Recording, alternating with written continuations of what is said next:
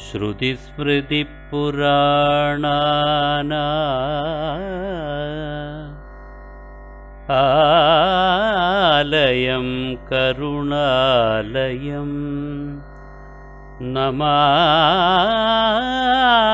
ഭഗവത്പാദം ശങ്കരം ലോകശങ്കരം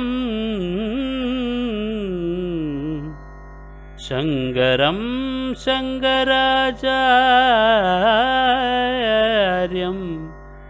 കേശവം ബാദരായണം സൂത്രഭാഷ്യകൃതൗ വന്ദേ ഭഗവന്തൗ പുനഃ പുനഃ. മുക്തിയും പുനർജന്മവും എന്നുള്ളതായ വിഷയം അതാണ്. നമ്മൾ മുക്തിയുടെ കാരണം നമ്മൾ കണ്ടു. എന്താ? അഹം ബ്രഹ്മാസ്മി എന്നുള്ള അനുഭവം. അതാണ് പ്രപഞ്ചത്തിന്റെ യാഥാർത്ഥ്യം. അതാണ് സകല ബന്ധനങ്ങളിലിട്ട് നമ്മെ മോചിപ്പിക്കുന്നത്. അത് നമ്മൾ കണ്ടു. ഇനി ഈ ഒരു വിഷയത്തിലേക്ക്, മുക്തിയും പുനർജന്മവും എന്നുള്ള വിഷയത്തിലേക്ക്, അതിൻ്റെ തന്നെ വേറൊരു പ്രകാരത്തിലുള്ള അവതരണം കഠോപനിഷത്തിൽ നമുക്ക് കാണാം. കഠോപനിഷത്തിൽ ഒരു ഗുരുവും ശിഷ്യനുമുണ്ട്. ഈ ഉപനിഷത്തുകളെല്ലാം തന്നെ ഇവിടെ ഇരിക്കുന്ന ആളുകൾക്കറിയാം ഗുരുവും ശിഷ്യനും തമ്മിലുള്ള സംവാദത്തിന്റെ രൂപത്തിലാണ് വരുന്നത്. അങ്ങനെ അതിനകത്തൊരു ഗുരുവും ശിഷ്യനുണ്ട്. നചികേതസ് എന്നുള്ള ശിഷ്യൻ യമൻ എന്നുള്ള ഗുരു പഠിക്കാനായിട്ട് അങ്ങോട്ട് ചെന്നു. പ്രപഞ്ചത്തിന്റെ രഹസ്യം അറിയണം, മുക്തിയെയും പുനർജന്മത്തെയും കുറിച്ച് അറിയണം. ആളുകൾ പല അഭിപ്രായങ്ങൾ ഇതിനെക്കുറിച്ച് പറയുന്നുണ്ട്. വിരുദ്ധമാണ് ആ അഭിപ്രായം. അപ്പോൾ അത് നന്നായി അറിയുന്ന ആളുകൾ ഈ ഭൂമിയിൽ കിട്ടുക എളുപ്പമല്ല. അപ്പോൾ അത് പഠിപ്പിച്ചു തരാൻ ആർക്കാ കഴിയുക? ഈ ജനിമൃതി പരമ്പരകളെയൊക്കെ നിയന്ത്രിക്കുന്ന ആൾ യമനാണല്ലോ. അപ്പോൾ ആ യമന്റെ അടുത്ത് പോയി പഠിക്കാമെന്ന് വിചാരിച്ചു. അങ്ങനെ അവിടെ പോകാൻ ഒരു കാരണം കൂടി ഉണ്ടായി. ആ കഥയൊന്നും പറയാൻ നിൽക്കുന്നില്ല. അങ്ങനെ ഈ കുട്ടി അവിടെ ചെന്നു. കൊച്ചു പയ്യനാണ്, 6-7 വയസ്സേ പ്രായമുള്ളൂ. ആ കുട്ടി അവിടെ ചെന്നു. അപ്പൊ യമൻ അവിടെ ഇല്ല. അദ്ദേഹം വെളിയിലെവിടെയോ പോയിരിക്കുകയാണ്. ബോധപൂർവമായിരിക്കണം. 3 രാത്രിയും 3 പകലും നചികേതസ് അവിടെ ഇരുന്നു. ഒരു തുള്ളി വെള്ളം പോലും കുടിക്കാതെ. ഗുരുവിനെ കണ്ടിട്ടേ താൻ ജലപാനം ചെയ്യുള്ളൂ. അപ്പോൾ മറ്റുള്ളവരെല്ലാവരും നിർബന്ധിച്ചു, അദ്ദേഹം വരും, അപ്പൊ കാണാൻ പറ്റും. പക്ഷേ കുട്ടി അനുസരിച്ചില്ല. അങ്ങനെ ആയി കഴിഞ്ഞപ്പോഴേക്കും യമന് തന്നെ ബുദ്ധിമുട്ടായി. കുട്ടിയുടെ ഈ തപസ്സിന്റെ, ഗുരു ഭക്തിയുടെ ആ നിഷ്ഠ യമന് തന്നെ ബുദ്ധിമുട്ടായി. യമൻ ഓടി വന്നിട്ട് കുട്ടിയോട് പറഞ്ഞു, കുട്ടിയെ സ്വാഗതം ചെയ്തുകൊണ്ട് പ്രശംസിച്ചുകൊണ്ട് കുട്ടിയോട് പറഞ്ഞു, ഞാൻ നിനക്ക് 3 വരങ്ങൾ തരാം, ആ വരങ്ങൾ വാങ്ങിച്ചു. അപ്പോൾ കുട്ടി ആദ്യത്തെ 2 വരങ്ങൾ ചോദിച്ചു. അത് 2 ലൗകികമായ വരങ്ങളാണ്. നമുക്ക് പ്രസക്തമായി വരുന്നത് 3-മത്തെ. അതായത് അച്ഛൻ തന്നോട് കോപിച്ചു, അച്ഛൻ്റെ കോപം ഇല്ലാതാവണം. ഞാൻ ഇവിടുന്ന് തിരിച്ച് യമപുരിയിൽ നിന്ന് തിരിച്ച് അങ്ങോട്ട് ചെല്ലുമ്പോൾ അച്ഛൻ്റെ കോപം ഇല്ലാതാകണം. ഇതാണ് ആദ്യത്തെ വരം. ഇങ്ങനെ വരങ്ങൾ ചോദിച്ചു. 3-മത്തെ വരം ചോദിച്ചുള്ള പറയാണ്. ആ കുട്ടി നചികേതസ് ചോദിച്ചതായ 3-മത്തെ വരം, ഏയം പ്രേതേ വിചികിത്സാ മനുഷ്യേ അസ്തിത്യേകേ നായമസ്തീതി ചേകേ.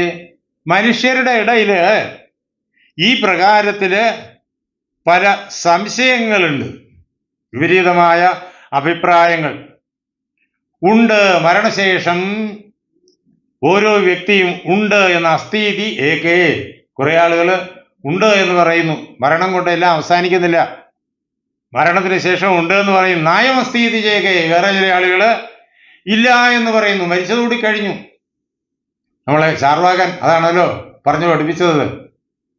യാവജ്ജീവം സുഖം ജീവേത്. ജീവിച്ചിരിക്കുന്നിടത്തോളം കാലം സുഖമായിട്ട് ജീവിക്കണം.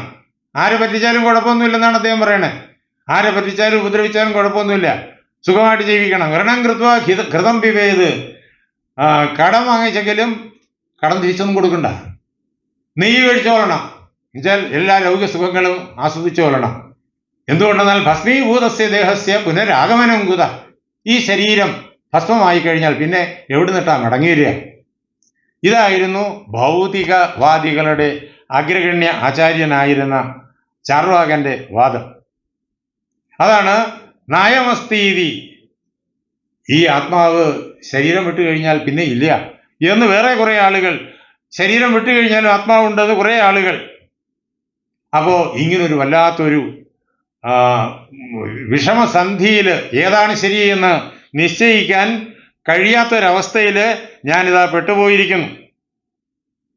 അല്ലയോ യമധർമ്മ, അങ്ങേക്ക് അറിയാമല്ലോ ഇതിൻ്റെ മുഴുവൻ ജനിമൃതി പരമ്പരകളുടെ രഹസ്യം. അങ്ങ് അറിയാത്തതായിട്ട് യാതൊന്നും തന്നെയില്ല. അതുകൊണ്ട് ഞാൻ അങ്ങയോട് ചോദിക്കുന്നു, മരണശേഷം ഉണ്ടോ അതോ ഇല്ലയോ? അങ്ങ് കൃത്യമായിട്ട് എനിക്ക് പറഞ്ഞു തരണം എന്ന് നചികേതസ് അവിടെ തൻ്റെ ഗുരുനാഥനായിട്ട് താൻ സ്വീകരിച്ചിരിക്കുന്ന ആ യമനോട് ചോദിക്കുകയാണ്. അപ്പോൾ യമന്റെ മറുപടി നമ്മൾ ഇനി കേട്ടു തുടങ്ങും. അതിനു മുമ്പ് ഈ ഉപനിഷത്ത് യമൻ കൊണ്ടുവന്ന് ഉപസംഹരിക്കുന്ന മന്ത്രം ആദ്യം പറയാൻ പോവാണ്. എല്ലാം പറഞ്ഞു കഴിഞ്ഞിട്ട് യമധർമ്മൻ ഉപസംഹരിക്കും. അസ്ഥിത്യേവോപലബ്ധവ്യ തത്വഭാവേന ചോഭയോ. അസ്ഥി ഉണ്ട് എന്ന് തന്നെ വ്യക്തമായിട്ട് ധരിച്ചു കൊള്ളണം. മരണശേഷം ആത്മാവുണ്ട് എന്ന് ഉറപ്പായി ധരിച്ചു കൊള്ളണം. മരിച്ചു കഴിഞ്ഞാൽ നമ്മൾ പിന്നെ ആ ആളിനെ കാണുന്നില്ല. ജീവിച്ചിരിക്കുന്ന കാലത്തോളമാണ് ആ ആളിന്റെ ശരീരത്തെയാണ് കാണുന്നത്. പക്ഷെ അപ്പോൾ യഥാർത്ഥത്തിൽ ആളിനെ അല്ല കണ്ടത്, ശരീരത്തെയാണ് കണ്ടത്. പക്ഷേ നമ്മൾ ഇത് ശരീരത്തെ മാത്രമാണ് കാണുന്നത്, ആളിനെ കാണുന്നില്ല, ആത്മാവിനെ കാണുന്നില്ല എന്ന് നമ്മൾ തിരിച്ചറിയുന്നില്ല. യഥാർത്ഥത്തിൽ ഈ ആള് ശരീരമല്ല, ആത്മാവാണ് എന്ന് നമ്മൾ അപ്പോഴ് തിരിച്ചറിയുന്നില്ല. അതുകൊണ്ട് ജീവിച്ചിരിക്കുമ്പോൾ നമ്മൾ ഇത് ആളിനെ കാണുന്നു, മരിച്ചതിന് ശേഷം ആളിനെ കാണുന്നില്ല. അങ്ങനെ വരുന്നിടത്താണ് ഈ സംശയം. അപ്പോ യമൻ എല്ലാം പറഞ്ഞതിന് ശേഷം പറയാണ്, അസ്ഥി ഉണ്ട്, ശരീരം വിട്ടുപോയ ആളിന്റെ ആത്മാവ് ഉണ്ട് എന്ന് തന്നെ നിശ്ചയമായി ധരിച്ചു കൊള്ളണം. നമ്മൾ കണ്ണുകൊണ്ട് ശരീരത്തിൽ ഇരിക്കുന്നതായി കണ്ടാലും ശരീരത്തിൽ ഇരിക്കുന്നതായി കണ്ടില്ലെങ്കിലും മരിച്ചു കഴിഞ്ഞ ശേഷം പിന്നെ ശരീരം കാണുന്നില്ലല്ലോ, അതുകൊണ്ട് അവിടെ ശരീരത്തിൽ ആത്മാവ് ഇരിക്കുന്നതായിട്ട് കാണുന്നുമില്ല. അങ്ങനെ കാണാതിരുന്നാലും കണ്ടാലും കാണാതിരുന്നാലും ഒരു കാര്യം ഉറപ്പായി ധരിച്ചുള്ള അസ്ഥീതി ഉണ്ട് എന്ന് തന്നെ ധരിച്ചു കൊള്ളണം.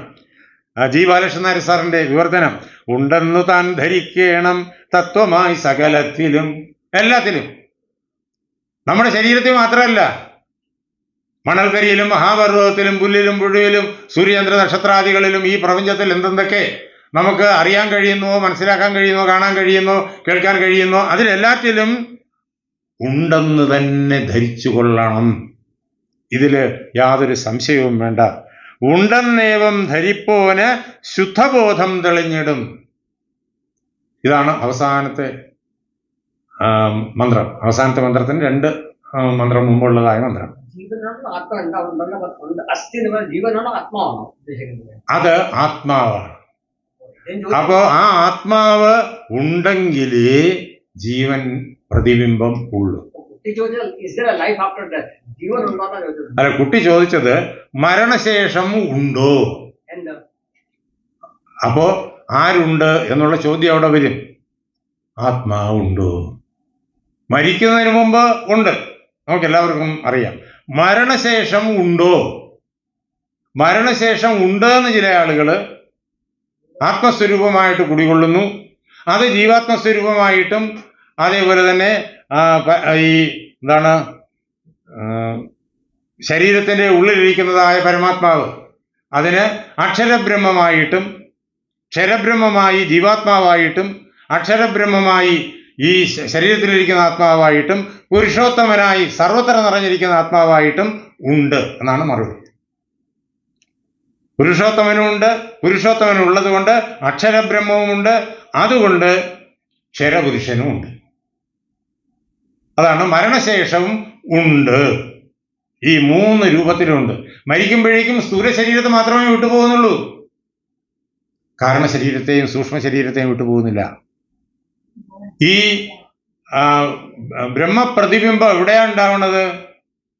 അത് ഉണ്ടാകുന്നത് ചിത്തത്തിലാണ്. ബ്രഹ്മപ്രതിബിംബം ഉണ്ടാകുന്ന സൂക്ഷ്മ ശരീരത്തിന്റെ ഭാഗമായിരിക്കുന്ന ചിത്തത്തിലാണ് ബ്രഹ്മപ്രതിബിംബം. അതാണ് ക്ഷരപുരുഷൻ. അപ്പോ ശരീരം വിട്ട് ഈ സൂക്ഷ്മ ശരീരം പോകുന്നു. ഏതിനോടൊപ്പം? കാരണ ശരീരത്തോടൊപ്പം പുറത്തു പോകുന്നു എന്നൊക്കെ പൂർണ്ണമായി ശരിയല്ല, എങ്കിലും പറയാനുള്ള സൗകര്യത്തിനും കേൾക്കാനുള്ള സൗകര്യത്തിനും അങ്ങനെ പറയുന്നു മാത്രം. ശരീരം വിട്ടിട്ട്, ഈ സ്ഥൂല ശരീരം വിട്ടിട്ട് കാരണ ശരീരവും സൂക്ഷ്മ ശരീരവും പുറത്തു പോകുന്നു. ആ സൂക്ഷ്മ ശരീരത്തിൽ ഈ പരമാത്മാവിന്റെ പ്രതീകമാണ് ജീവൻ അഥവാ ക്ഷരബ്രഹ്മം, ക്ഷരപുരുഷൻ. ആ ക്ഷരപുരുഷന് കാരണമായിട്ട് ബിംബം വേണം. ഇപ്പൊ നമ്മളൊരു കണ്ണാടിയുടെ വെച്ചു, ഈ കണ്ണാടിയിൽ ഒരു പ്രതിബിംബം കിട്ടണമെങ്കിൽ എന്ത് വേണം? ഇവിടെ ഒരു ബിംബം വെക്കണം, ഒരു നിലവിളക്ക് വെക്കണം. അപ്പൊ നിലവിളക്കിന്റെ പ്രതിബിംബം അവിടെ കിട്ടും. അപ്പോ ഈ ചിത്തത്തില്, സൂക്ഷ്മ ശരീരത്തിന്റെ ഭാഗമായിരിക്കുന്ന ചിത്തത്തില് ക്ഷരപുരുഷൻ എന്നുള്ള ജീവപ്രതിബിംബം കിട്ടണമെങ്കിൽ അക്ഷരപുരുഷൻ അവിടെ ഉണ്ടാകണം. അതാണ് അക്ഷരപുരുഷനും അവിടെ ഉണ്ട്. ഈ ജീവപ്രതിബിംബത്തെ ഉപേക്ഷിച്ചിട്ടല്ല മരിക്കുമ്പോഴേക്കും അക്ഷരപുരുഷൻ പോകുന്നത്. മരണവേളയിൽ സ്ഥൂല ശരീരത്തെ മാത്രമേ വെടിയുന്നുള്ളൂ. സൂക്ഷ്മ കാരണ ശരീരങ്ങൾ അനാദി അവിദ്യയോടൊപ്പം ഈ സ്ഥൂല ശരീരത്തെ വിട്ടുപോകും.